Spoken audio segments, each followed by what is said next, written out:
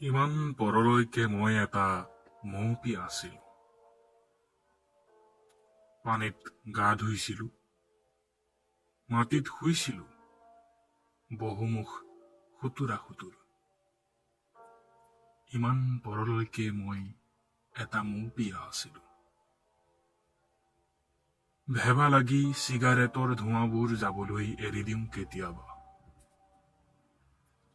কেতিয়াবা 2/3 ছেদন আঙুলিৰে। ইমান পৰে মই আছিলো এটা আধা কেঁচেলুৱা বেটুপাত। ধুনীয়া নহয়, ৰঙৰ অভাৱত শুকান চোত ডালপাত। ইমান পৰে মই আছিলো এটা আধা কেঁচেলুৱা বেটুপাত। সৰল ৰেখা গৰল ৰেখা কি মই নাজানো। এন্ধাৰত তেজৰ গাণিতিক চাপ নেদেখি এয়া সঁচা কথা।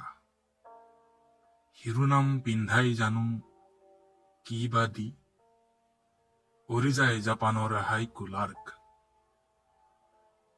ফাগুন জানোচা ৰোমান্টিক, অথবা বহুৰূপী শুকান অসুখী মুবিতা। ইমান পৰে মই আছিলো এটা ৰঙীন বেটুপাত।